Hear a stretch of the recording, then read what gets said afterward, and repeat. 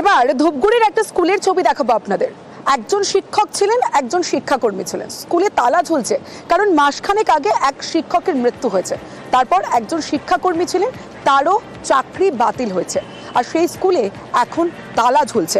সরাসরি চলে যাব, আমার সঙ্গে রকি চৌধুরী রয়েছে, কথা বলবো রকির সঙ্গে।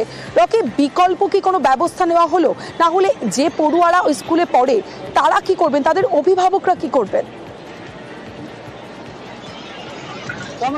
আশঙ্কাই সত্যি হলো, কারণ যখন সুপ্রিম কোর্টে রায় বেরিয়েছিল সেই সময় কিন্তু ধূপগুড়ি বেশ কয়েকটি স্কুলে শিক্ষকদের নাম ছিল এবং অশিক্ষকদেরও নাম ছিল। তার মধ্যে কিন্তু Dhupguri Ghoshpara junior high school, যে হাই স্কুল ছিল সেই স্কুলে শিক্ষাকর্মী, তারও নাম সেখানে ছিল। সেই সময় আমরা দেখিয়েছিলাম শিক্ষাকর্মীর চাকরি বাতিল হওয়ার ফলে কিন্তু অচল অবস্থা হয়েছিল স্কুলে। সেই সময় একজন অন্য স্কুলের শিক্ষিকাকে তালা খোলার জন্য পাঠানো হয়েছিল। সেই স্কুলের 7 জন ছাত্র পড়ুয়া ছিলেন, কিন্তু অবশেষে কিন্তু দেখা গেল সেই স্কুলে বর্তমানে তালা খোলার জন্য কেউ নেই, কারণ সেই স্কুলে যে ছাত্ররা ছিলেন তাদেরকে তাদের অভিভাবকেরা অন্য স্কুলে নিয়ে গিয়েছেন। কারণ শিক্ষক নেই, কর্মী নেই, তালা খোলার লোক নেই, যার ফলে কিন্তু দুশ্চিন্তায় ভুগছিলেন অভিভাবকেরা। এখন একমাত্র রয়েছে রাধুনী, এবং তিনি এসে কিন্তু মিড ডে মিলের ঘর খুলছেন, চা খাচ্ছেন, চলে যাচ্ছেন। তিনিও চিন্তা রয়েছেন, স্কুলে যেহেতু ছাত্ররা নেই, শিক্ষক নেই, সরকারি ভাবে কোনো ছাত্র নেই, তাহলে তার চাকরিও কি থাকবে, এই দুশ্চিন্তায় ভুগছে অভিভাবকের এবং প্রতিবেশীরা। জানাচ্ছে এই স্কুল খুব গুরুত্বপূর্ণ ছিল, আশেপাশের ছাত্ররা সেখানে পড়াশোনা করতে, তারা চাইছে সেই স্কুল যেন আগের মতো সচল হয়। তমশ্রী, ধন্যবাদ রকি। সমস্যা হচ্ছে যে ছোট ছোট বাচ্চাদের ভবিষ্যতে খারাপ হচ্ছে। আমরা চাই স্কুলটা যেন আবার খুলে, তাহলে আশা করি ভবিষ্যতে বাচ্চাদের খুব ভালো হবে। যে ছাত্ররা এখানে পড়াশোনা করতে তারা এখন কোথায় গিয়েছে? তাহলে কি অন্য স্কুল? তারা অন্য স্কুলে এখন পড়াশোনা করছে। তো কি কারণে? মাস্টার নেই বলে? মাস্টার নেই, বন্ধ, তালা খোলারই তো লোক নেই।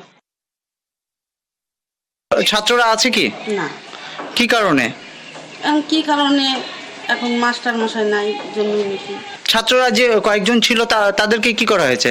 গার্জেন বললো আমার তো ছেলে মেয়ের ভালো মন্দ আছে, পরীক্ষাটা দিতে হবে, সেই জন্য কি অন্য স্কুলে নিয়ে গেছে? স্কুলে নিয়ে নিছে। এই স্কুলে কি তাহলে একটাও ছাত্র নাই এখনো? একজন আছে, একজনের তো আসেই না। তাহলে কি বন্ধই বলা চলে স্কুল? হ্যাঁ, কি বলবো, মাস্টার মশাইও নেই। মাস্টার মশাই নাই। এখানে মিড ডে মিলও তো হচ্ছে না, তাহলে হচ্ছে না। এবার পুরুলিয়ার একটা স্কুলে শৌচালয়ের ছবিটা দেখাবো। ভাবছেন তো যে শৌচালয়ের ছবিটা কেন দেখাবো? ছবিটা দেখলেই বুঝতে পারবেন। মিড ডে মিলের যে চাল, সেই চাল শৌচালয়ে রাখা হয়েছে। যে ছবি দেখছেন পুরুলিয়ার কাশীপুর ব্লকের মণিপুর প্রাথমিক বিদ্যালয়ের ঘটনা। স্কুলের শৌচালয় খুলতেই দেখা যায় ব্যাগ ভর্তি মিড ডে মিলের চাল। সরাসরি চলে যাব, ইন্দ্রজিৎ রয়েছে আমার সঙ্গে, ইন্দ্রজিতের সঙ্গে কথা বলবো। ইন্দ্রজিৎ, এই মিড ডে মিলের চাল কেন স্কুলের শৌচালয়ে রাখা হয়েছে? দেখো তমশ্রী, এই প্রশ্ন গ্রামবাসীদের বা স্থানীয় বাসিন্দাদেরও একই প্রশ্ন, যে এই যে চাল, মিড ডে মিলের চাল স্কুলের শৌচালয় থেকে কেন বেরোলো। এবং তাদের কাছে, গ্রামবাসীদের কাছে অভিযোগ আসতেই শিক্ষককে ডেকে পাঠানো হয়, স্বপন কুমার মণ্ডলকে, এবং তিনি একেবারে শৌচালয়ে তালা খুলতেই ব্যাগ ভর্তি মিড ডে মিলের চাল বেরোয় শৌচালয় থেকে। তিনি যা সাফাই দিয়েছেন যে স্কুল চত্বরে পরিষ্কার রাখার জন্য যে শ্রমিককে লাগানো হয়েছিল তাকে পারিশ্রমিক হিসাবে সেই চাল দেওয়ার জন্যই রাখা হয়, এবং সেটি অন্যায় হয়েছে বলে তিনি মেনে নিয়েছেন। কিন্তু গ্রামবাসীরা এই যুক্তি মানতে নারাজ। গ্রামবাসীদের অভিযোগ যে স্কুলের মিড ডে মিলের চাল অন্য কোথাও চলে যাচ্ছে এবং এটা দীর্ঘদিনের সমস্যা, এবং এইভাবেই চাল চলে যাচ্ছে। অন্যান্য শিক্ষক, যেখানে 4 জন শিক্ষক রয়েছে, তারা বিষয়টি জানলো না কেন? ফলে স্বাভাবিকভাবেই প্রশ্ন তুলছে এবং অভিযোগ তুলছে স্থানীয় বাসিন্দারা যে এই শিক্ষক অনিয়ম করছে স্কুলে, এবং এই যে অভিযোগ রয়েছে, শুনবো তার বক্তব্য। আমি রাখি নাই, মানে ওই যে লোকটা আমার স্কুলে কাজ করে ওকে আমি দিয়েছিলাম, মানে 2-4 মগ দিয়েছি। ওকে চাল দিয়েছিলেন কেন? এই চাল তো মিড ডে মিলের চাল। পয়সা তো ছিল না কাছে, তো বলতে দুটি চাল এলাম, 2-4 মগ দিলাম। সেই চালটা তো ওই বাথরুম থেকে উদ্ধার হয়েছে। না, বাথরুমে রাখিছে তো। কতটা চাল দিয়েছিলেন ওনাকে? মোটামুটি কেজি 4-5 হাজার স্যার। তো আমি বললাম তুমি সঙ্গে সঙ্গে নিয়ে চলে যাও, তাহলে এটা হতে না, ও সে ঢোকায় রেখে দিয়েছি। আপনি স্বীকার করছেন এটি চাল দেওয়াটা ঠিক হয়নি? না স্যার, ওটা ঠিক হয় না স্যার, আমি ভুল হয়ে গেছে, তো কি করবো। আজ প্রত্যেকের নজর রয়েছে সুপ্রিম শুনানির দিকে। ওয়াকফ বিরোধিতায় উদ্বিগ্ন সুপ্রিম কোর্ট এবং গতকালই উদ্বেগ প্রকাশ করেছিলেন প্রধান বিচারপতি সঞ্জীব খান্না এবং তিনি জানিয়েছিলেন বিচারাধীন মামলা নিয়ে অশান্তি বাঞ্ছনীয় নয়। ওয়াকফ শুনানি পর্বে উদ্বেগ প্রকাশ প্রধান বিচারপতির। আজ ফের ওয়াকফ মামলার শুনানি। সরাসরি চলে যাব, মৈত্রেয়ী ভট্টাচার্য রয়েছে আমার সঙ্গে, মৈত্রীর সঙ্গে কথা বলবো। মৈত্রী, যে বিষয়টা তোমার কাছে জানতে চাই, আজ ফের সুপ্রিম শুনানির দিকে প্রত্যেকের নজর রয়েছে, কিন্তু প্রধান বিচারপতির বেঞ্চ ঠিক কি জানতে চায়?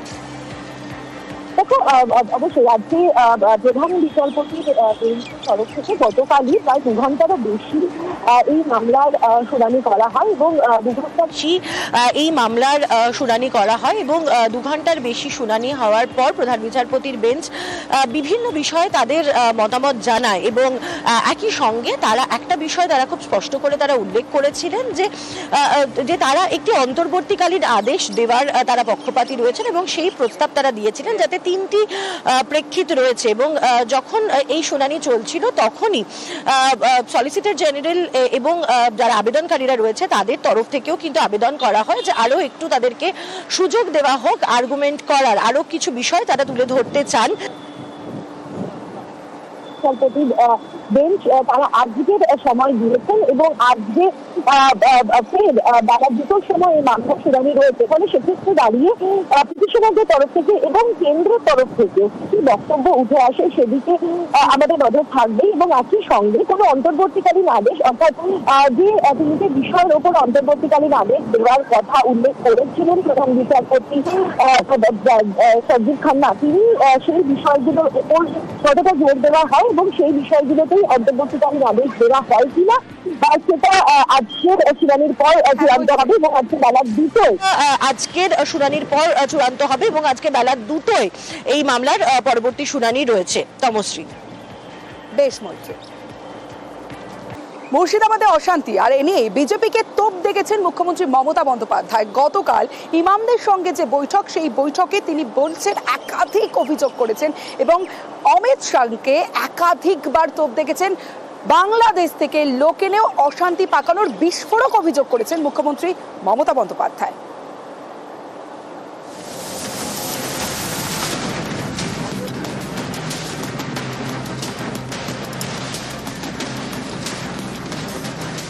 It's a pre-planned communal riots. Come over this 26. इसमें उसका टारगेट करके कर रहा है। দাঙ্গা করতে করতে যারা ক্ষমতায় আসে তারা কি করে বুঝবে মানুষের রক্তের দাম অনেক বেশি? আপনি বাংলাদেশের পরিস্থিতি জানেন না, কিন্তু আপনার প্ল্যানটা কি?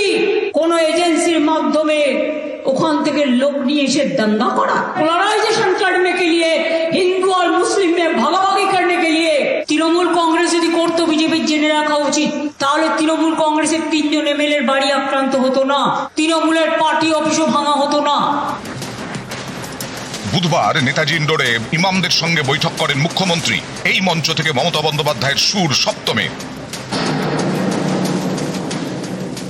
बंगाल में बीजेपी पोलराइजेशन करने चाहता है, जैसे हमारा गवर्नमेंट चला जाए और वो आने से आपको तो खाना भी बंद कर देगा। दिल्ली में देखा, बांगाली এলাকায় মাছ ভাত বন্ধ।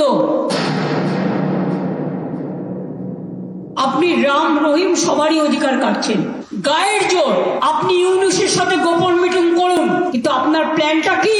কোন এজেন্সির মাধ্যমে ওখান থেকে লোক নিয়ে এসে দাঙ্গা করা। बीएसएफ बॉर्डर संभालते हैं, हम नहीं संभालते हैं। क्यों बीजेपी का बाहर से आदमी आके आप गड़बड़ करके भाग गया? ट्रेन চলছে, ট্রেনে লোক আসছে, আমাদের কাছে কোনো রিপোর্ট আপনারা শেয়ার করেন না।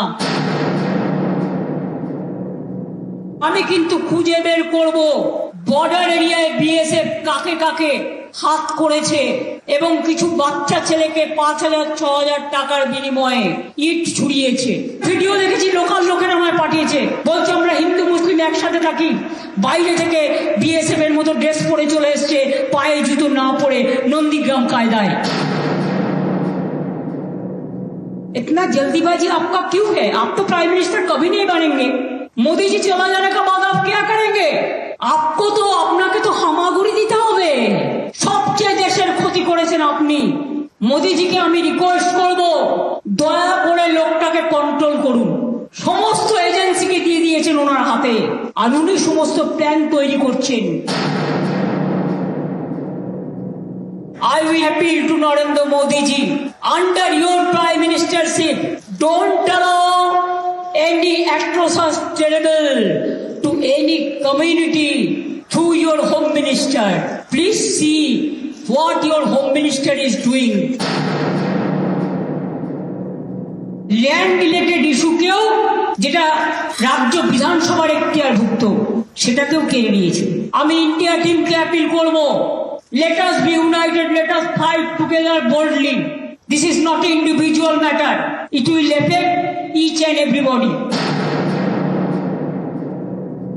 আগামী একটা বছর আপনাদের ধৈর্য ধরতে হবে, কারণ এরপর অনেক পরিবর্তন হবে দিল্লিতে। সেদিনটার জন্য অপেক্ষা করব। আবার নতুন সরকার হবে, নতুন সরকারে আশা করি হামাগুড়ি বাবু উঠবেন না। যেদিন বিজেপি ক্ষমতা থেকে যাবে, যে আইনগুলো অ্যান্টি পিপুল করেছে, সেই আইনে আবার কনস্টিটিউশন অ্যামেন্ডমেন্ট করে আইনগুলোকে বদলাতে হবে। জয় হিন্দ।